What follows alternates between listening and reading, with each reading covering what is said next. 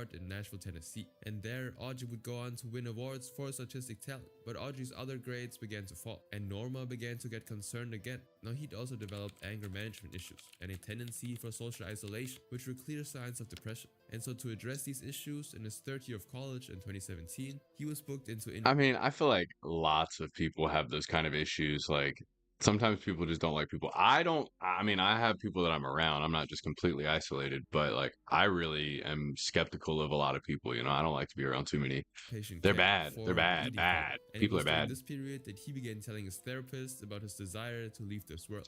Now, the same summer, he began to pour out his feelings into his notebooks as a way to cope with his thoughts, and he would end up That's writing a healthy. 40-page story based on his life, the basketball team, and his feelings around it, a journal which he titled After the Comets. Now, in this story, Audrey recalled his memories from after his teammates left Cresswell, writing, I wonder how they're doing. I wonder how they'll do in high school. Will they stay the same or change? Will they miss me or forget me? I prayed and hoped to God that they'd never forget who I was. Now, Audrey also wrote about staring at photographs of his teammates for hours on end, saying, I lived through that That's yearbook super many creepy. times to count, and it probably adds up to thousands of times. Wait. Yo. This is reminding me of like Twin Peaks or something. This person's crazy. We're we're long, some weird and messed up. I can't even understand what they're saying. I can barely even remember to tell you the truth what happened that summer. I just remember missing those because they were all I thought all about along with blank. I always turn to our page in the yearbook, a picture of us holding our third place trophy in the city. And Audrey spent a particularly long time thinking about Sydney. He remembered a game they once lost together, writing, I specifically remember Sydney crying on the sidelines when the final buzzer went off. Audrey even went on to wear his teammate's jersey as a way of I feeling mean, closer to them. I saw a change. yo, listen, here's something that you guys need to understand. This person is not like the only person that does things like this. Anybody can be this way and like too attached to past things, but like I think that's sometimes just a sign that they don't have enough going on in their current life to be able to think about like now and the future.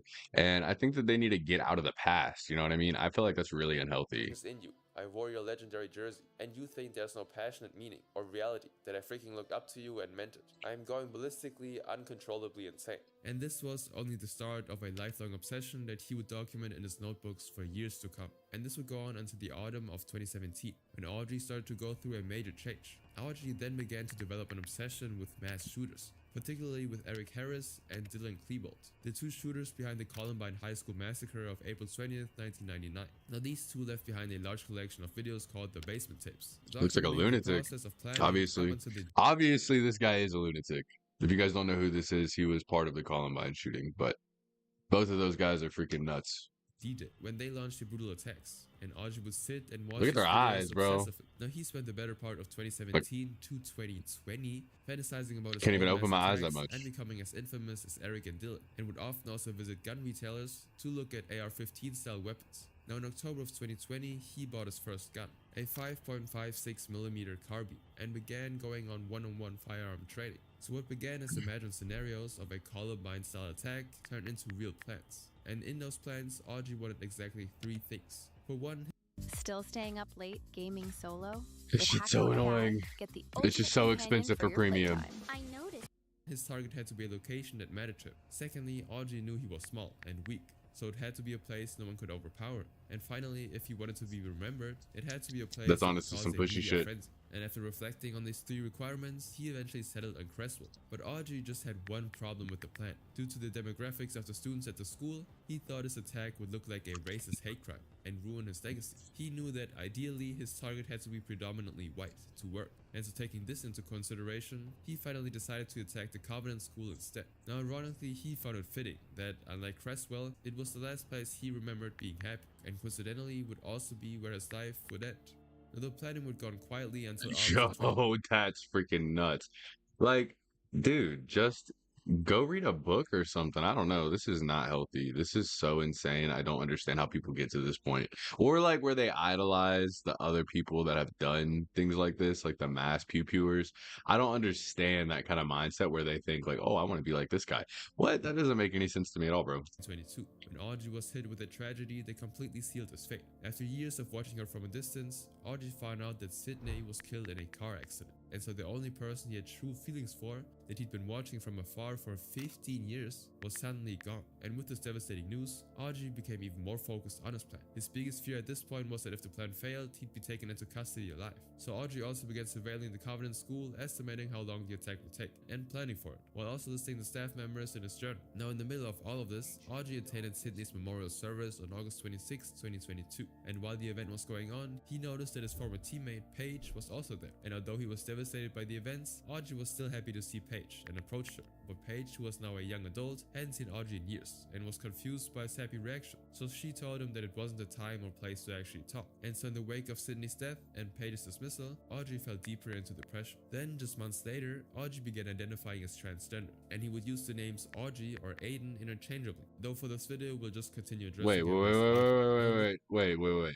So this guy didn't actually identify as trans before he joined the women's soccer team. I don't really understand how that works, but I thought this was a like been done kind of thing. Noah didn't agree with Maybe this I new missed move by something. Audrey, and so she refused to let Audrey dress as a man in the house. And Audrey would take this as further rejection of his chosen identity. And so under distress from multiple rejections now, he saw no reason to postpone the day of his death any longer. And so finally, he sat down to determine the date, using numbers that meant things to him. The basketball jersey numbers for him and his middle school teammates, his lucky number, his birthday, the date the Columbine attack occurred, and the number of people he cared about, like family and friends. And from these, he used a formula that only he could understand to make a list of dates. He then picked the date that aligned most with the anniversary of the Columbine shooting. So on March 27, 2023, Audrey packed a red duffel bag with a semi-automatic AR-style pistol, a 9mm carbine, a 9mm semi-automatic pistol, and placed it on his shoulder. Now on his way out of the house, Audrey actually bumped That's into a his lot. parents, and confused by his large bag, they confronted him. But Audrey simply told him not to worry, then looked down and made his way out the door, before his parents had actually any time to ask any more questions. Now Audrey then got into his car and made his way to the Covenant, where he parked in the elementary parking lot. Now in the car, he pulled out a poem he'd previously written, which he called Death Day. And it reads, "I can't believe it's here. Don't know how I was able to get this far, but here I am. Can't believe I'm doing this, but I'm ready. I hope my victims are..." The ads are stupid. Honestly, this person sounds so fucking weird doing all of this. Like, they sound like they're talking about like a big achievement at first, and then they talk about their victims not being ready. Like, this is not an achievement. You know what I mean? I feel like too many people do things like this and then they look at it like some kind of weird achievement, but it's not. Like, how can you feel some sort of gratification from doing something like this? He then lingered just long enough to send Paige a message saying, "I'm planning to die today. You're probably going to hear about me on the news after I die." Now Paige actually immediately replied with concern, saying, "Audrey, you have so much more life to live. I pray God keeps and covers you." But Audrey simply told her, "I'm so sorry. I'm not trying to upset you or get attention. I just need to die." Now Paige then immediately called the local sheriff's office for assistance. But since she had no idea what Audrey's plans were, the officers couldn't really do anything to stop it at this point. Now unaware of what was going on outside the school, custodian That's crazy. Michael Hill, aka Big Mike, patrolled the halls of the school. He was cleaning the classrooms as he'd done for 14 years, not knowing that tragedy was about to strike within the next few seconds. Now knowing the doors would be locked, Audrey methodically walked up to the front of the Covenant and fired multiple shots through the glass door. Audrey then crawled through the door frame and made it into the front hallway. Now hearing the sound of shattering glass, Michael stepped into the hallway to investigate, but in doing so, he came face to face with an armed Audrey who instantly opened fire through the door frame. Bro, that guy was just trying to make sure everything was good too. What the fuck? Like, okay, obviously nobody in the situation deserves anything like this. But like, I don't know, bro. Like, why can't they just go like, I'm not saying this is okay because it's not okay to do things like this either, but why don't they go like hurt a bunch of bad people? You know what I mean? Why don't they go like hurt a bunch of like P3DOs or something like that. Somebody that's actually done something bad to somebody instead of just like random people. Michael At least. collapsed, bleeding and wounded. The smoke from the gunshots then rose to a smoke detector that was directly overhead, which set off an automatic alarm and immediately unlocked the school's main doors. Now meanwhile, unsuspecting teachers inside the classroom gathered their students to leave the school for what they thought was just a fire Yeah. drill. And at the same time, Damn. 61-year-old principal Dr. Catherine Coons was working from her desk, and in concern about what was going on, she quickly stepped out of her office to investigate the source of the alarm. Now in one of these classrooms was a group of third graders. Their substitute teacher, Cynthia Peake, began stewarding them into a single file line, and three students, Evelyn Deekhouse, William Kinney, and Hallie Scruggs, obediently stood from their seats. And William, who'd been elected file line leader by his class, stepped to the front of the line. Hallie, who was the daughter of the senior pastor, Man, fire line leader, y'all. That's the age we're talking about. We're talking about third graders. Fire line leader. Fucking put the marshmallow in your mouth and zip it. Like, what the fuck? These are little kids. This doesn't make any sense. stepped up behind him, and Evelyn stood third beside her. Now they followed the steps they remembered from their last fire drill, walking calmly into the hall, and then into the stairway down from the second floor. Now meanwhile, Audrey walked through the halls off the floor beneath them, scanning from side to side. And at the end of the hallway were the stairs, and with a scan to the right, Cynthia and Audrey locked eyes. Now instantly, Audrey unloaded dozens of rounds into the stairway, where Cynthia and the students were. Evelyn, William, and Hallie, along with Cynthia, was struck by gunfire, but luckily the kids in the back of the line were able to turn and run up the stairs unharmed. Now hearing the gunshots, the other teachers began huddling their students together, away from entrances and barricading doors as they realized what was going on. But despite that, Audrey moved through the hallways, clearing classrooms one by one. Then she climbed the steps to the second floor, and Cynthia, who was still breathing, was lying on the steps as Audrey stepped over. Audrey then turned back and fired one more shot at Cynthia, at point blank range, ending her life in an instant. Meanwhile, on the floor above, Catherine was already walking toward the sound of gunshots, and as she reached the end of the hallway, that's when Audrey rounded the corner. Now they faced each other, and rather than run, Catherine challenged Audrey by asking what he was doing there, but Audrey simply responded to the challenge with rifle fire. Now the bullet round struck Catherine and knocked her to the ground. Yo, Audrey, that what a ended her set life. of balls on this lady, though. I'm so glad that she was willing to like stand up, but at the same time, I think she should have like ran. I would have much rather this person not got hurt because they were willing to do that. But I mean, how do you react in that situation? I don't know. With a shot from his It's pistol. crazy. And while all of this was going on, two officers, Rex Engelberg and Michael Colazo, entered the school and headed straight to the top floor, looking to eliminate So Audrey when I as they okay, hold listened up. When I was younger, there was cops in my school. Are there no cops in this school? Like, are there not cops in every school that like truancy officers, anything? I don't know. Like, I feel like there should be cops there already, right? For like, correct me if I'm wrong, but I'm pretty sure that's supposed to be like that. top of the stairs. Maybe Audrey not stood in everywhere. the left corner of the window. Now the two officers immediately engaged him in gunfire, and seconds later, body camera footage showed him unresponsive on the floor, fatally wounded. And after the scene was confirmed safe, medical staff confirmed that Evelyn, William, Hallie, Michael Hill, Dr. Catherine, deserved that. Cynthia, and finally Audrey were deceased. She'd unloaded 152 rounds during the attack that day. Now, investigators some say bad revealed a people. collection of 60 notebooks, 8 pen drives, 3 VHS cassettes containing the bedroom tapes where he documented his planning process, along with 3 laptops, various cell phones, and folders of documents concerning Audrey. His notes revealed that his goal was to take at least 10 lives, and for people to understand his thoughts and struggles. Now, in April 2025, the investigation was officially closed, after authorities confirmed that Audrey acted alone. The next Bro, I feel like people like this are so willing to do something like this, but they're not going to go somewhere and like publicly speak about their issues. They're not going to go somewhere and like talk to somebody. Like they could bring awareness by just like making a YouTube channel and talking about their issues there. Going somewhere and learning how to public speak. I don't know, like finding a way to host an event. Doing something just to actually publicly speak and actually let people know. This is not letting anybody know anything except for that this person should have been caught way sooner. I don't know. It's just not helpful. girl, however, planned her crime with Crazy. an entire community, and she did this at just 15 years old. I just Dang. heard sobbing and the teacher and she was screaming like, ah, my leg, help, help. On the Whoa. morning of December 16, 2024, a 15-year-old girl locked herself in a bathroom stall at Abundant Life Christian School in Madison, Wisconsin. She proceeded to post this on X, a white supremacist hand sign, and then a link to a 6-page Yo, wait, this is a white supremacist hand sign? What? Everybody's a racist. Dude, I've known so many people that just do that, like the whole below the belt or you get punched thing. I don't know. That's wild. That's wild. I had no idea. document she titled War Against Humanity, and one person replied, live stream it, but nobody called the police. Ambulances Ooh, what the screamed heck? through the streets of Wisconsin's capital city. Once again, gunshots had echoed through another American classroom, this time inside a small Christian school. Now the story starts in Madison, Wisconsin in 2009, when Natalie Lynn Rupnow was born to Jeffrey and Melissa Rupnow in the city's metropolitan area. Now sometime in her early teen years, she began to go by Samantha, though no one seems to know exactly why. Now Samantha would go on to have a deeply unstable upbringing. Her parents married for the first time in 2011, 2 years after she was born, only to divorce and then remarry 2 more times over the next 10 years. And because of this, Samantha was constantly That's shuffled between her complicated. parents' houses every time they separated, and on some occasions she even had to switch between houses every few days. Now this eventually came to an end in April of 2020. Play Oh my after god. work, at your own pace, no stress.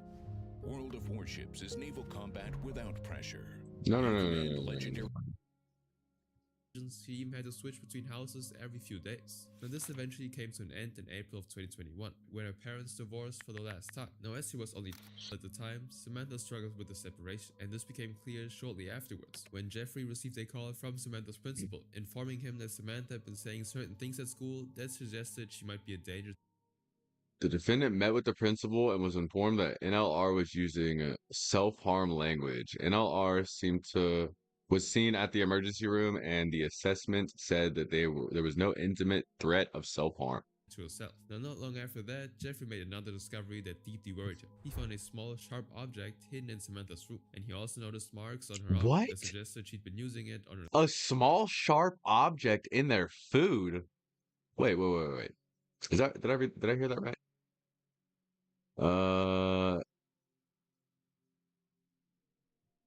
The defendant believed that there was blah blah blah blah. Am I crazy? Did he say food? Hold up.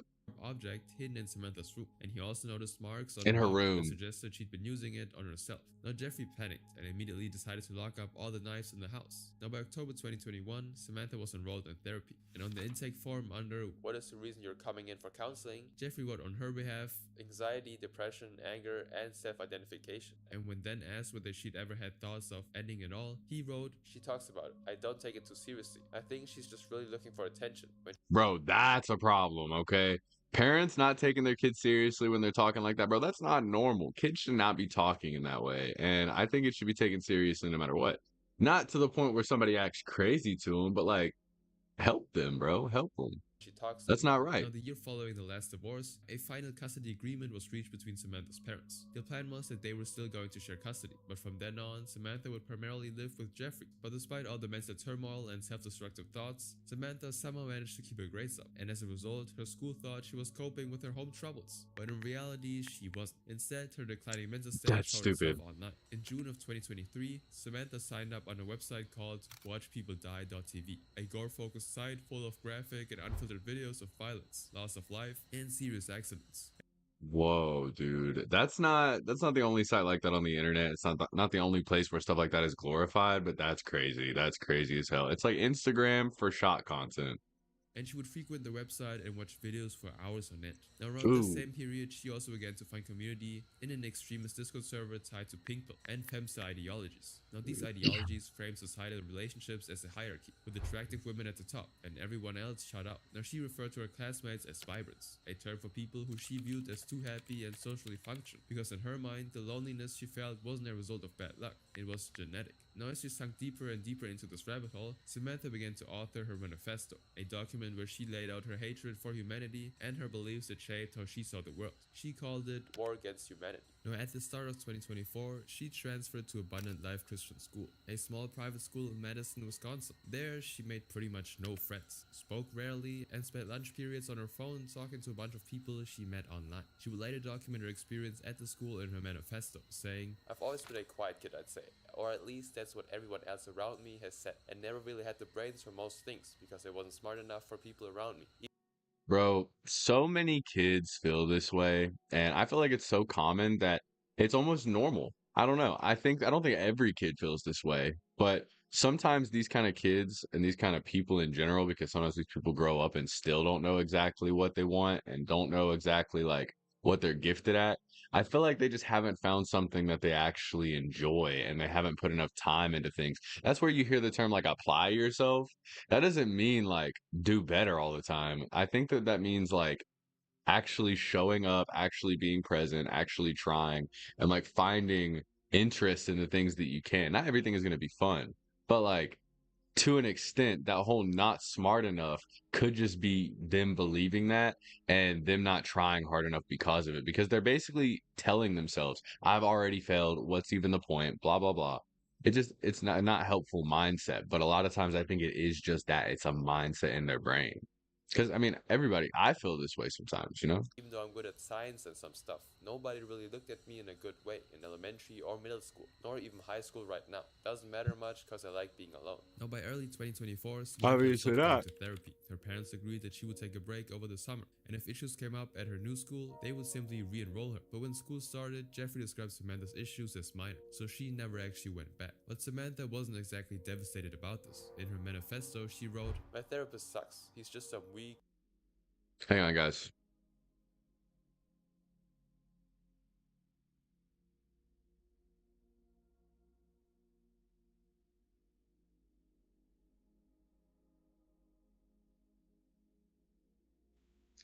I got butt dialed, I think.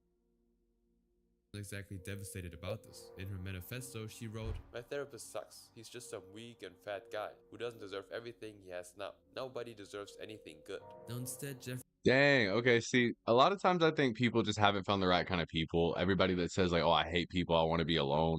I just think that you just hate tendencies of people that are kind of not fitting in your lifestyle. But, like, to talk down about random people like this, especially a therapist who's probably trying to help them, it's like, how would they feel if they found out somebody was talking that way about them? It's the same shit that's caused them to have the issues that they have. You get me? Doesn't make sense to me, but that's a lot of chicken. had his own methods of therapy in mind. Since he was a gun enthusiast, he believed that teaching Samantha how to shoot would give her a sense of power and control over her anxiety. And so he bought 2 handguns for Samantha before she'd even turned years old, a 9mm Glock and a 6 Sauer .22. He kept them in the house in a locked safe, which he called the fun safe. Now, after receiving the gun, Samantha was so excited that she posted a photo of one of them to her Tumblr page with the caption, Happy birthday to me. now Jeffrey had tried to use the guns as a bonding tool between the two of them, so after presenting the gift to her, Jeffrey took Samantha shooting on his friend's stand. But despite this show of affection, Yo, I know a lot of people don't really like guns, but I feel like that's actually kind of healthy when doing it in the right way. You know what I mean? Like, I feel like it is. Tell me if I'm wrong. Samantha documented her internal disdain for her father. In one of her entries in the manifesto, she wrote, I've grown around people who do not care or give one single care in the world, and smoke their lungs out with weed, or drink as much as they can like my own father. Now, after their shooting day together, Jeffrey proudly posted a picture of Samantha on his Facebook page. But there was a little detail in the photo he missed. Samantha wore a KMFDM shirt, a German industrial rock band that was loved by the Columbine shooters, Eric Harris and Dylan Keeble, the same ones idolized by Audrey Elizabeth Hale in the last case. Now, in video footage, I feel like there's such a reoccurring set of people that influence things like this, like the Columbine people. I think it's kind of crazy. 30 hours in, still lost. taken Like, I just feel like they've influenced so much bad in the world, and I don't understand again why people get like inspired by this kind of stuff. There's so many beautiful things to be inspired by. Why this? You know, there's poets, there's warriors, there's people who have like industrialized certain methods of like thinking and being when it comes to like different religions, when it comes to philosophy, when it comes to like there's just so many groundbreaking ways to think that you can learn from other people. Why these guys? You know what I mean? Like, who the fuck?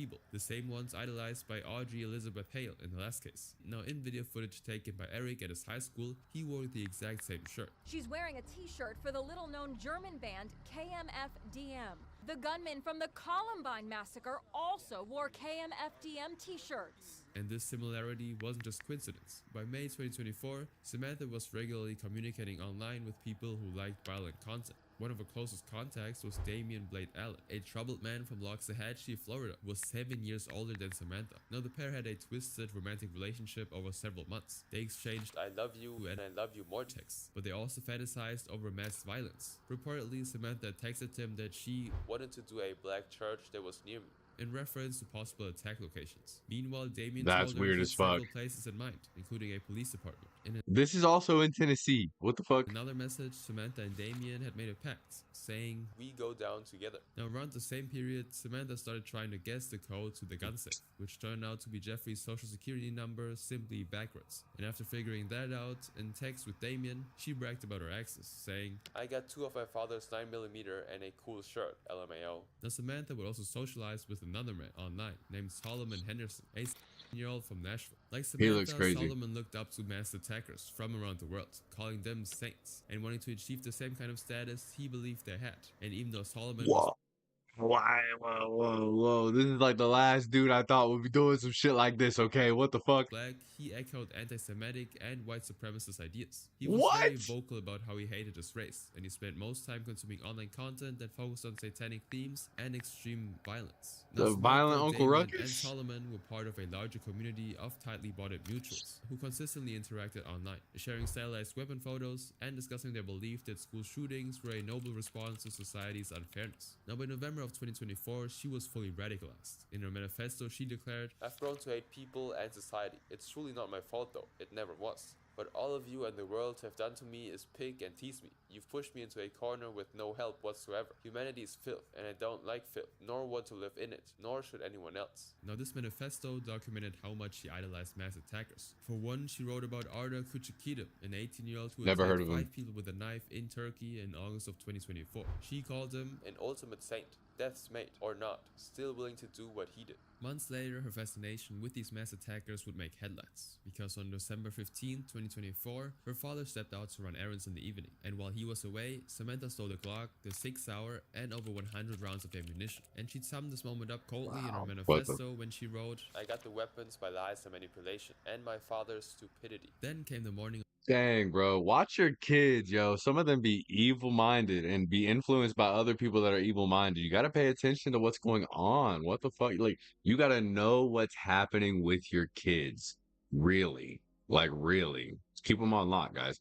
Of December 16, 2024. That fateful day, Samantha got up and put on the black t-shirt branded with the band KMFDM. She then packed her weapons into a standard JanSport backpack and then made her way to Abundant Life Christian High School by Uber, arriving at around 10:39 a.m. And once she entered the building, Samantha headed straight to the second floor bathroom. And at the same time, teacher Erin Mitchell West sat in front of a study hall class in room C218. She was a 42-year-old mother who lived in DeForest, Wisconsin, and she'd been a substitute teacher at the school for 3 years and had just finally been given a permanent role. Now the class was full of students of various age groups and grade levels. Among her class was Ruby Patricia Vergara, a 15-year-old avid reader who sang and played the keyboard. Now their class started as it always had during Mondays, though this time they weren't aware that Samantha was in the second floor bathroom loading her weapons. Nobody Samantha, ever is. locked inside of a second floor bathroom stall, sent her completed manifesto to an unidentified online contact via WhatsApp. She waited for a response, but when she didn't receive one, she went on and posted this image to her ex account at 11:50 a.m. The image showed her doing an okay hand sign, and while it looks ordinary, this symbol has been tied to extremist white supremacist circles, and it was infamously flashed by Brenton Tarrant after committing the Christchurch mosque shootings in 2019. And beneath the picture was a link to her complete I never knew that. manifesto. And shortly after making this post, I really thought that shit was innocent, y'all. I thought that shit was just like some funny haha joke shit that everybody did in school. What the fuck? she walked out.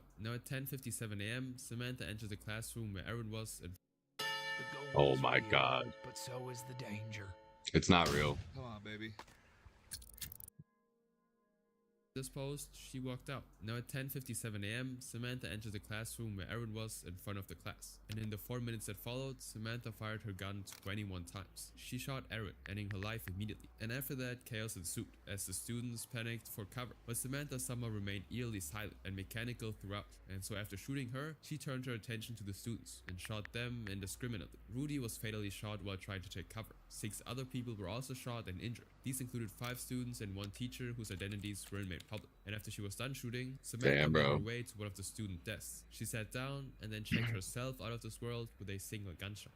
Now at 11:05, less than 10 minutes after the attack began, police officers entered the classroom to find Samantha lifeless. And within minutes, officers secured the scene and staff began evacuating students from the building. And by 11:20, a public safety alert was sent to nearby phones, alerting all the parents in the area about what had happened. I heard gunshots and screaming, and it was all really scary. That's The day terrifying. after the attack, Samantha's father's house was raided. This is where a school shooter grew up. A modest ranch home on Madison's north side. Front door temporarily replaced with a blanket after law enforcement officers forced their way inside on Monday. And during the raid in Samantha's room, the police found maps of the school and a cardboard model of the school building. She also had a handwritten schedule of the attack, and it revealed that in contrast to what actually happened, she planned to start the shooting at 11:30, wiping out the first and second floors of the school, and finally only ending at 12:10 p.m., 40 minutes later with the notation, ready for death. The So police also meticulous. uncovered a printed out version of her manifesto, War Against Humanity. And before leaving the house, they seized her computers and other electronic devices so they could investigate her motive. Now the following day, a 20-year-old California man, one of Samantha's Discord mutuals, was arrested. His name was Alexander Pattendorf. The police had discovered messages between them, where she could be seen helping him plan an attack on a government building. Alexander was then placed under an emergency protective order, banning him from owning or purchasing a firearm for 3 years. Then on January 22nd, 2025, just over a month 3 after years? Samantha's attack, I think that Florida should be Dennis opened longer. fire in his school cafeteria, killing a 15-year-old student and then leaving this earth on his own. Now in April of the same year, police received a tip. Bro, that just shows you how like these groups are influencing each other to do worse and worse things. That's crazy. And this like 764 is a group that influences a lot of people to do things like this too. Like just terrible, terrible stuff. There are whole Discord groups, whole like subreddits, whole places that are I don't know about subreddits, but I'm sure there is. There's a whole lot of places online that are dedicated to groups of people who just want to talk about hurting other people for no reason because they're sick and like masochistic. Which turned their attention to Damian Blade Allen, and they would then proceed to search Damian's home on suspicion that he was planning a violent attack as well. And during the search, the investigators uncovered 18 firearms, over 12,000 rounds of ammunition, body armor, grenades, flashbangs, and badges. They also found fake police uniforms in the arsenal. And upon checking his online messages, they would uncover multiple plots which Damian had created to commit mass attacks, just like Samantha. And so now he's currently in jail awaiting his trial. Damian Allen in court Monday in Palm Beach County, Florida. Sheriff's deputies say he was plotting a mass shooting at 7 locations. He deserves that is shit. One of the best arrests that I've seen in a long time that has prevented people from dying, because I guarantee you he was going to do that. Now 5 months after the attack on May 8, 2025, Samantha's father, Jeffrey, was arrested on charges of contributing to the delinquency of a child and 2 counts of providing a dangerous weapon to a person under 18, resulting in death, to which he later said that teaching Samantha how to handle guns safely was his biggest mistake. But by then, of course, it was already too late. Now the story would take an even more Yeah. tragic turn. He taught the wrong girl that shit, but I don't think he meant to do that, obviously. But I do think he deserves to be punished for negligence. August 1st, 2025. When Samantha's mother, Melissa, was found dead, apparently by her own hand. She'd spent 8 months living with what happened, but in the end, it was too much. Now Samantha's attack was over in less than 10 minutes, Poor lady. but the next case led to a manhunt that took days, while an entire city was thrown into a panic. Part of me is grateful that she's no longer a threat, but then also as a mother, I'm like, she's dead. On the surface, Sol Pais looked like any high-achieving The kid that dissolved serves a foreign. girl. She was born on February 1st, 2001. Her father, Edgardo Pais, was a musician and encouraged Sol to express herself through art. Now in 2015, she enrolled in Miami Beach Senior High, where she was on the honor roll and took advanced placement art studio classes. Now despite her academic success, classmates still nicknamed her Dark Stars because she always wore black, baggy clothes, constantly wore headphones, and hardly spoke to anyone. Sol kept her distance because she found that most conversations interactions with other students were unbearably surface level. But what most people didn't know was that the dark cloud that seemed to follow Sol around also filled her inner workings, as evidenced by one of the entries she made in her journal, which read, "If I leave this earth today, I will leave knowing nobody knew the real me. Nobody will know who I really was, or what I had to offer, and what my thoughts were, and that's possibly my worst fear." Her journal entry was filled with the emotional distress about her inability to form.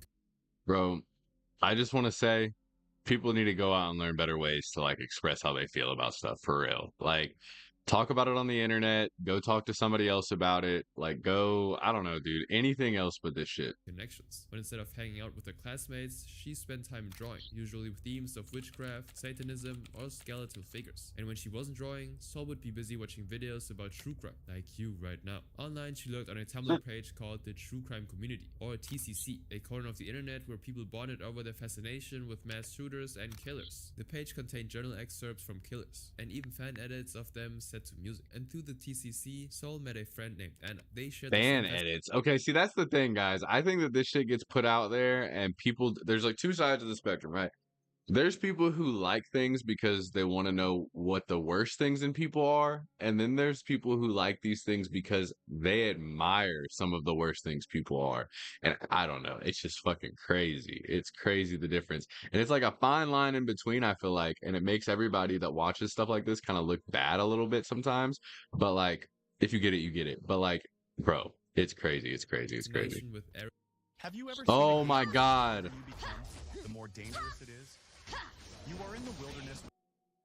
Of course, these Through guys. the TCC, Sol met a friend named Anna. They shared the same fascination with Eric and Of Dylan course that these is so guys are common in involved. Stories like these. Now, as Sol's friend, what drew Anna to Eric and Dylan was their relatability, not the violence. It was like, since I was dealing with depression at the time, Dylan's writing was like just really interesting to me. It was like beautiful and depressing at the same time. I just really was sad for like how he became, because he was like, I think he was like really cute. So Sol Okay, that's kind of weird, but there's a lot of depressing and relatable things that are also beautiful at the same time that aren't written by people who did heinous things. You feel me? Like, that's true. Sol and Anna started exchanging images, video edits, and journals, and this shared obsession led to something deeper, as they started opening up about their depression, loneliness, and the feeling that they didn't belong anywhere. And eventually, they took their friendship offline, meeting often just to hang out and talk. And soon, Sol and Anna would begin to treat Columbine like a fandom. I kind of like the way that they dress, which is kind of like weird, but I think that they have Super like a weird. pretty cool like style. That's what like Soul tried to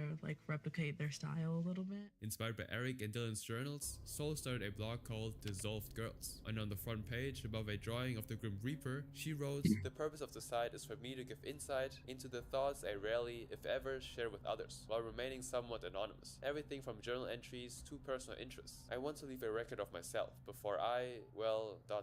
In one post, she wrote, Maybe the problem was that I felt I owed something to the world, and then no matter what I did, it just didn't seem like enough. I would do nothing, and consequently I would feel horrible about myself. And then I started realizing that maybe it wasn't me that owed the world something. It was the world that owed something to me. For all the stuff I've been through, for everything I felt that I never imagined would be possible to feel, maybe the world owed me some flipping compensation for..." Yo, sorry. I don't mean to laugh, but like the world didn't do this to this person. It's like there are specific people who maybe made this person feel this way. And like you can think in your brain like, oh, those people were wrong to me. Like this shouldn't have happened. This was the wrong way that things went. Like you can acknowledge that, but like they don't owe you anything. You owe it to yourself to figure out how to deal with that shit. And you owe it to yourself to be something more than what they made you feel like. But this is crazy. And nobody owes the world anything either. I feel like we should just go out and try to be good people and put something good out there. But that's for us too. You know what I mean? Like I think there's a different kind of thinking that goes behind like, oh, I want to be good to other people to put something positive out into the world rather than like I want to be good to people to like make myself feel better only. But like when you do something good for people and you just know that you're doing something right, it can be a fulfilling feeling as well to do those kinds of acts at the same time. It's a complicated thing, but this is like a really mixed, twisted, distorted reality that this person was obviously making in their head. I mean, clearly. I think a lot of people that get like this do that to themselves. making me feel like the loneliest person to ever live. Now, to her classmates, she was just a quiet girl, but her posts, of course, told a different story, that she was genetically doomed to isolation. In her journal entries, she would write a note saying, Genetically I defiled doomed. the earth with my ignoble suffering. And to make matters worse, by February of 2018, Sol and Anna began to grow apart. And then on the 14th of February, when the Parkland school shooting happened in Florida, Anna went quiet. Their relationship became strained, because upon learning that the Parkland shooter was inspired by Columbine, Anna decided to distance herself from their fandom, because the mass shootings made her uncomfortable idolizing Columbine. Sol, however, did not. I just don't think it really hit her like as much as it should have, because I mean, she was so into Columbine and she just like at one point started excusing like what Eric and Dylan did. Even without Anna, she would make attempts to get closer to Eric, like this ritual on her blog. I call upon the spirit of the peaceful dead. If Eric Harris is among you and would speak to me, then be with me, now in this sacred space. In another post, she expressed extreme ideas about switching dimensions. Having weird seances. I feel things in my soul that I can't explain. I feel like when I die, I'm going to go back in time, and I know exactly where. I like to fantasize about that. So much weird stuff going on all the time. Never stops. Stuff about alternate universes, and time travel, and death, and different dimensions, and realities. The stars are aligning for me. I don't know exactly for what yet, but I feel it. One drawing by Sol also shows a cage labeled I can't get out, referring to her own reality. It became apparent that she thought that if she reached her end, she would escape this reality and join Eric's. Now her posts throughout 2018 continued to grow darker. They included drawings of guns, bloody knives, and a picture of Eric's silhouette with an attached cryptic note saying, is this process of culmination? Even the heading of her listography, which is another type of public profile page, read, be the best killer you can be. And with her admiration towards killers continuing to grow, she began to make a plan. On her 18th birthday, on February 1st, 2019, Sol started what she called her biological resignation, writing that day in her journal, I knew it would be painful, but not like this. God effing damn it. I never imagined it like this. This universe is breaking me, tearing me apart, clawing at my soul. The pain is so deep and real it manifests almost physically. The past day or two have been the most clear-headed I've been in a while now, which is why I'm back to planning and organizing again. So I basically spent the first few hours of my birthday cleaning through my belongings, in preparation for my death. Gotta do what you gotta do. Then on March 29th, 2019, she posted on the National That's crazy. Like, so many people get to a point where they somehow like idolize death as well, as if everything that they have as far as options in this life are just hopeless. But like, nobody knows what's going to happen, but I almost guarantee you we don't get shot back into a different time period or a different reality.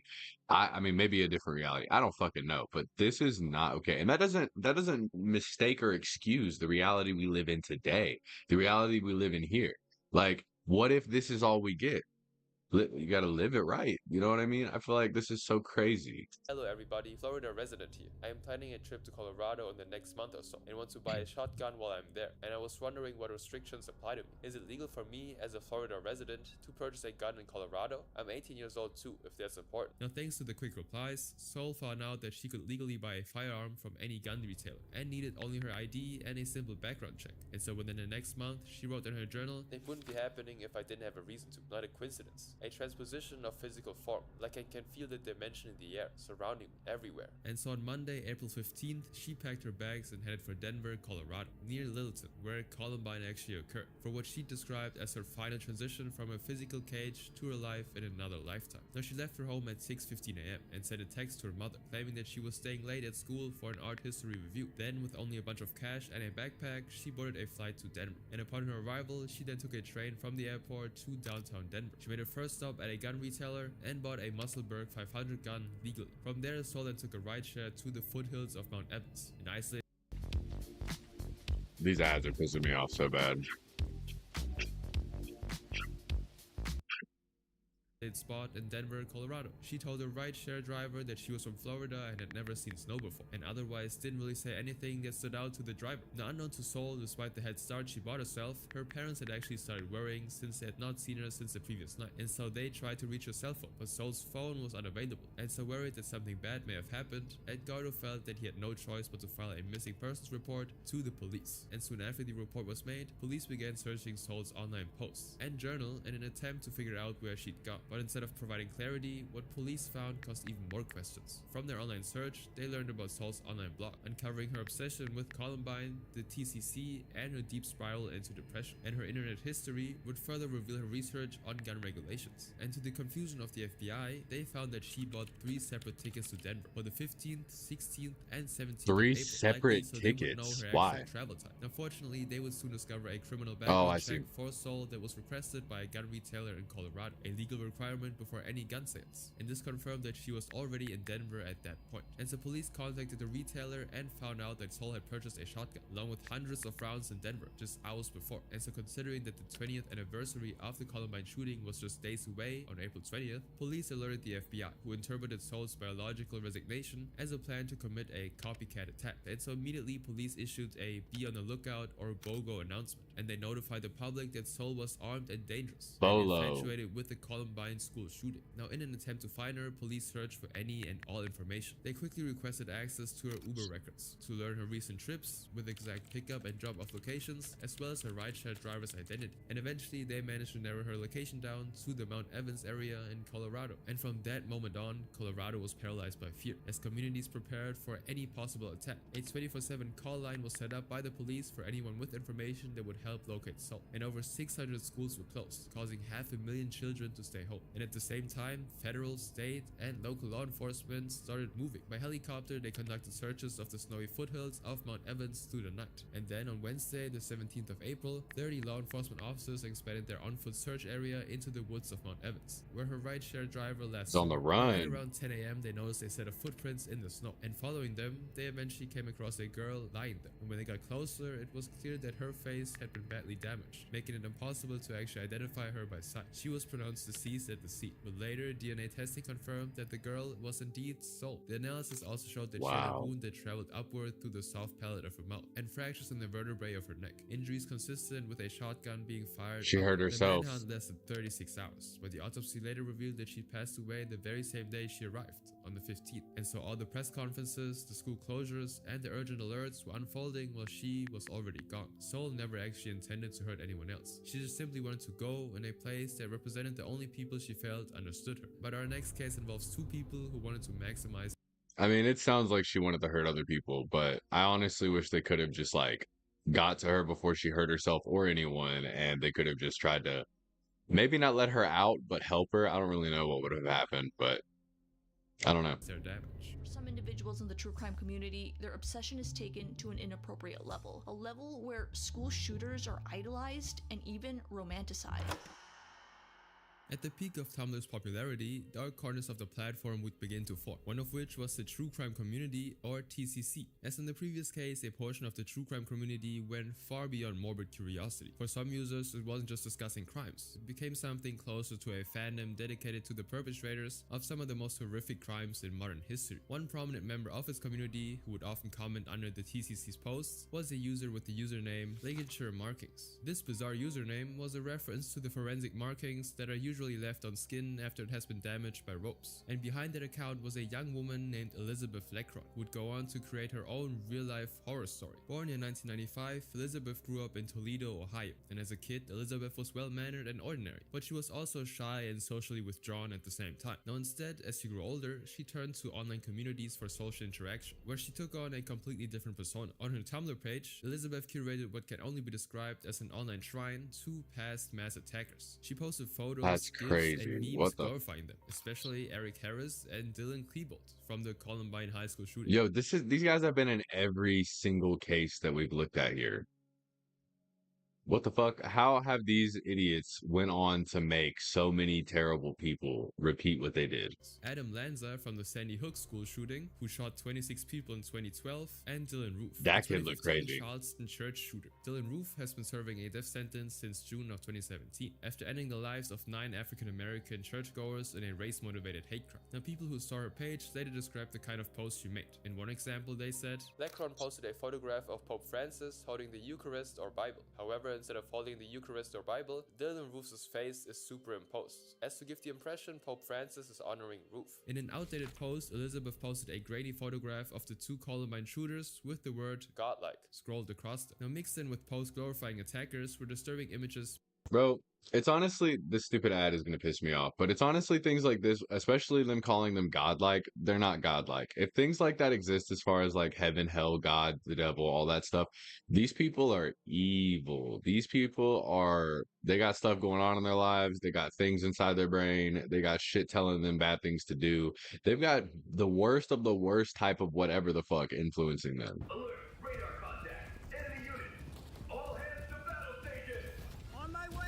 Skip Immerse this yourself ish. in a thrilling naval story. The word godlike scrolled across them. Now mixed in with posts glorifying attackers were disturbing images meant to purely shock. Like this post where she shared a photograph of a body which had been castrated, lying on a green tarp. Unsurprisingly, in late of 2017, the ligature markings account was removed by Tumblr for violating the terms of service. This was because Elizabeth's content was flagged by the platform for being offensive. Now afterwards, Elizabeth made another account with a new username, Charleston Church Miracle, named after Dylan Roof. And despite his disturbing crime, Elizabeth chose for her profile picture a stylized picture of Dylan, where she added tears to his face and an angel halo above his head. Now on this new account, her personal Tumblr bio read, That's "Let's creepy. get this murder. 23. Call me B." Now true to that message, she continued posting the same kind of gory content she'd shared on her deleted account. One post showed what appeared to be a lifeless female victim lying in a bathtub, and she also followed pages with names like True Crime Killers and The Mortal Massacre. Now throughout 2018, she was also a Discord mod on a server with other extreme fans of true crime, and conversations in the group often focused on fascination with several mass killers, their aesthetics and legacy, rather than the victims of their crimes. One user from the group wrote about Adam Lanza, saying, "I'd be perfectly happy to both look like Adam or had the chance to at least make out with him." and in the same chat, Elizabeth further displayed her obsession with Dylan Roof with a disturbing message that read, "Trip on acid and shoot guns with Dylan. Dylan Roof probably has muscles now. He can bench press me." Then in February 2018, Elizabeth met a man named Vincent Armstrong. Now their relationship progressed quickly, and the That guy two looks a soon lot began like the dude she was idolizing too. That's weird as fuck. dating. Now Vincent worked a blue-collar job as a forklift driver at an incontinence product factory, and by most accounts lived a fairly ordinary life for a 23-year-old. Now shortly after meeting, Elizabeth introduced Vincent to Tumblr's true crime community, and Vincent soon developed an interest in the community himself. He joined with the username Society's Heretic and quickly became an active member, posting similar content to Elizabeth. Now in the months that followed, Elizabeth and Vincent's relationship intensified. Then in April 2018, just 2 months after meeting, the pair moved in together, and by spring of 2018, the couple, now living together and fully immersed in their violent echo chamber, began fantasizing about committing their own mass attack, and they called it the D-Day. Together they began discussing specific details of how they would do it. They searched possible locations and the type of weapons and explosive they would use, and after Elizabeth showed Vincent a website containing detailed instructions for building bombs, he printed them out, and the two agreed to attempt building a pipe bomb. Now as their preparations continued, the couple also acquired firearms, and though Vincent had already owned an AK-47, they both purchased a shotgun, which was supposed to be used by Elizabeth, and the two then began going to shooting ranges to practice. Now as the day approached, Elizabeth was filled with enthusiasm. In a journal entry from June 5th, 2018, she wrote that meeting with friends exhausted her, but then mentioned that D-Day will be my salvation. Elizabeth's journal entries became particularly disturbing over time. In one entry she wrote, "Soon we will bring destruction to society. Screw them. They are worthless, ungodlike scum who want to live by their rules and constructs." Now she didn't keep her thoughts to herself either, as she would post this picture of Dylan Roof to Tumblr with the caption, "You don't know what real hatred is." In another post, she uploaded a picture of her mirror with the words, "Born to kill," written across it. And just like Elizabeth, on June 8th, Vincent wrote in his diary, "Now I have these thoughts, these memories. They haunt me. I have a vision to So kill, many to hunt, signs. God Oh willing." my And so on god. July 9th, 2018, Elizabeth took her obsession with Dylan Roof to the next level and sent him a letter in prison. She introduced herself and asked him for reading suggestions. And shortly after, he actually responded, and he requested that Elizabeth send him multiple books related to civil uprisings and the Nazis. Elizabeth would then proceed to send books to prison for Dylan, accompanied by this message: "I've been thinking about you a lot and decided to send you books every 2 weeks. Stay strong, Storm. You have a lot of people that care for you beyond those walls." Now motivated by their desire to step into Eric and Dylan Klebold's shoes, Elizabeth and Vincent went to Columbine High School in August of 2018, and soon afterwards she made a post saying, "Going to Columbine was absolutely surreal. I was either in shock or tearing up. I even had the pleasure of getting pulled aside by a Jeffco officer. If you ever get the chance, go." She also made another post with a picture of Vincent that Bro, there's so many things you could go and look at in this world. Who gives a fuck about going and seeing where this terrible shit happened? That is so strange. day, dressed in Eric and Dylan's 90s grunge aesthetic, captioned, "This is my close friend Vinny. He's a true crime boy. The shotgun is mine. Eric Harris who?" For the next few weeks, she and Vincent would discuss violent possibilities for D-Day, and both wanted their plan to have maximum impact. and so soon the two began scouting targets, and they eventually identified a bar they visited often in Toledo, and to their satisfaction, the bar had few entrances and exits, which they believed would trap victims and delay the police response. Now they planned every detail. Elizabeth already knew what she'd wear, a t-shirt with false prophet in big letters, and combat boots. She also picked those shoes specifically to keep them from slipping in the blood of her own victims. Now sometime later in August of 2018, someone began interacting with Elizabeth online. Bro, so much thought was put into this, it makes my stomach turn. This person, Alex. Alex claimed to be an admirer and a supportive member of her online community. She commented frequently on Elizabeth's Tumblr posts and praised her work, and eventually Alex would talk to Elizabeth over private messages on Tumblr, and the two became friends who spoke to each other often, and to Alex's excitement, they decided to start meeting in person. Now on August 8th, Elizabeth and Alex met at a bar in Toledo, and in the meeting, Alex would reinforce the same message, telling Elizabeth how she admired her, supported her vision, and wanted to help her. And in return, Elizabeth began opening up about her violent desires, specifically her desire to commit an upscale mass murder in a bar. Now Elizabeth and Alex would continue to meet, and over those meetings,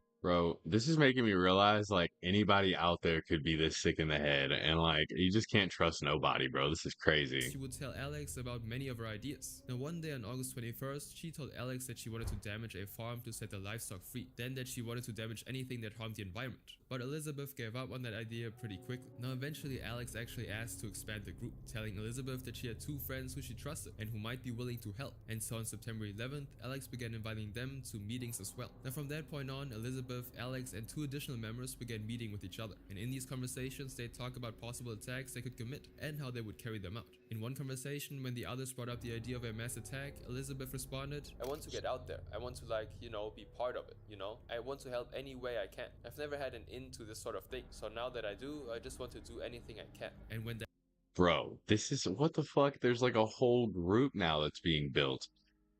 I don't understand. Like, I didn't think that there would be so many people in the same place that felt this way, but like, that's scary as fuck to think about. directly asked how she'd feel about people getting hurt during her plans, she said, Take them out. I don't really feel any type of way for that. I'm here to send a message and get the job done.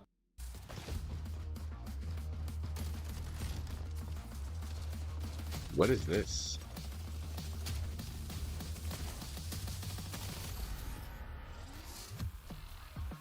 That looks kind of cool. She said, Take them out. I don't really feel any type of way for that. I'm here to send a message and get the job done. If they're in the way of the explosions, they're probably part of the problem, so maybe it's for the best. Now Elizabeth believed that she'd finally found the people she could actually relate to, who finally shared her goals. But she was actually wrong. At some point before the meetings began, the FBI had already received a tip about Elizabeth and Vincent's online behavior. Now it's unclear where the tip came from. However, from that moment on, Elizabeth and Vincent were being watched, from their online activity to their phone calls. Particularly because Alex and the two friends she introduced were government informants working with the FBI, simply gathering evidence. In reality, Elizabeth was speaking to people who were building a case against her. And then on December 4th, 2018, Bro, fucking Uno reversed. I didn't expect that shit. Yo, honestly, WFBI for that. Alex called Elizabeth to propose a plan to bomb a pipeline in Georgia. Alex claimed that she had a grand plan for it, and as a result, Alex asked Elizabeth to buy gunpowder for a bomb, and Elizabeth didn't hesitate, given the amount of time Elizabeth had been waiting to join a mission like this. She replied, Absolutely. Thank you so much. Hell yeah, this is exactly what I wanted to do. Over the phone call, which she had no idea was being recorded as evidence for the FBI. Now, the recordings weren't actually enough for a conviction. The critical piece of evidence that would send Elizabeth away for a long that time should be came so 4 much. days later, on December 8th, 2018, when Elizabeth put the plan into action. She purchased 2 pounds of gunpowder from a retailer in Rossford, Ohio, and 665 screws, enough to form a deadly cloud of shrapnel after the blast. Afterwards, she delivered the bomb-making materials to Alex, and with her move to buy materials for the attack, the FBI finally had the physical evidence they needed, and soon they got a search warrant. Now 2 days later, the police executed the warrant and stormed Elizabeth's house. In Vincent's car, agents found a tactical vest with loaded magazines, a gas mask, and printed instructions for making a bomb. And inside their home, agents recovered an AK-47, 2 shotguns including Elizabeth's, 2 handguns, ammunition, and explosive components. And following the search, both Elizabeth and Vincent were then arrested and charged. And once she appeared in court, Yo, he looks like he's not sorry. He looks evil still. Elizabeth That's simply crazy. admitted intent to assist, plan, and carry out a mass casualty attack. And so she was charged with conspiracy and transportation of explosives with intent to harm others. And in November 2019, Elizabeth was then sentenced to 15 years in prison, under the condition that if she is ever released, she will remain under FBI monitoring for the rest of her life. Nah, don't release him. Leave him in there. All right, W video. I'm gonna go for a minute. I'll be back in a bit and we'll finish up some of these other ones. There's some funny shit. There's some a little bit less fucking spooky shit and like dark shit. So we'll get into that here in a little bit. I've got to go and do a couple things and I will be back very soon, guys. Peace out.